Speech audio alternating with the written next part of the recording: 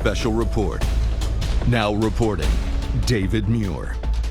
Good afternoon, I'm David Muir. We're coming back on the air at this hour because President Biden is about to address the nation about this attempted assassination of former President Donald Trump in the last 24 hours. As you know, there are several fast-moving developments. The President and Vice President Kamala Harris receiving an updated briefing in the White House Situation Room. This was just a short time ago. And of course, the entire world has now seen those unforgettable images. Donald Trump taking the stage there. That's the rally, Butler, Pennsylvania. Moments later, the gunman opening fire. That bullet piercing Trump's upper right ear. You could actually see him there moments ago reacting to the shots being fired, looking at his hand, and then going below the podium there. Let's listen to the president now. I spoke with Donald Trump. I'm sincerely grateful that he's doing well and recovering. And we had a short but good conversation. Jill and I are keeping him and his family in our prayers. We also extend our deepest condolences to the family of the victim who was killed. He was a father. He was protecting his family from the bullets that were being fired. And he lost his life. God love him.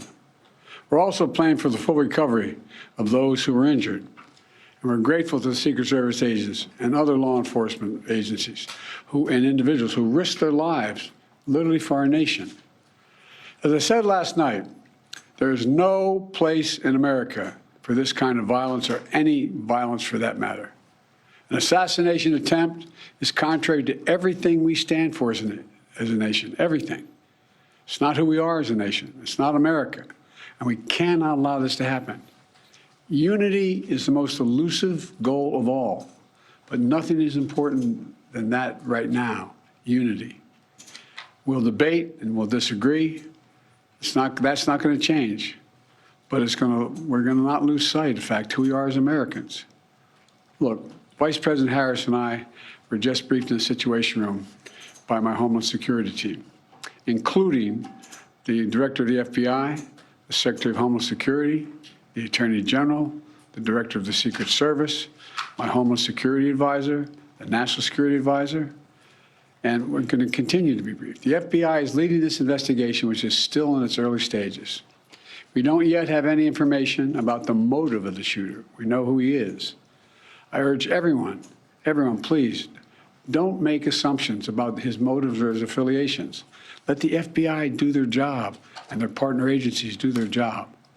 I'm instructed that this investigation be thorough and swift, and the investigators will have every resource they need to get this done. Look, as this investigation continues, here's what we're going to do. First, Mr. Trump, as a former president and nominee of the Republican Party, already receives a heightened level of security.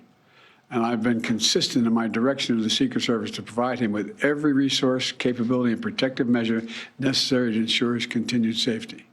Second, I've directed the head of the Secret Service to review all security measures for the Republican National Convention, which is scheduled to start tomorrow. And third, I've directed an independent review of the national security at yesterday's rally to assess exactly what happened. And we'll share the results of that independent review with the American people as well. And finally, I'll be speaking more about this tonight at greater length from the Oval Office. We must unite as one nation. We must unite as one nation to demonstrate who we are.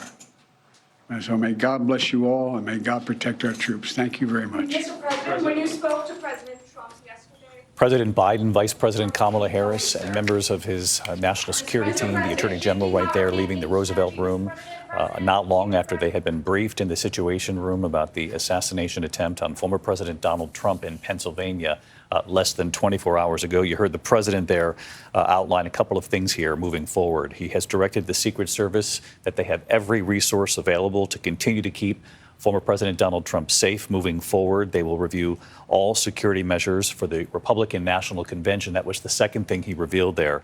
Again, reviewing all security measures for the Republican National Convention moving forward in these next couple of days. As we've heard from the Trump campaign and the Republican Party, they do plan to move forward with the convention as planned.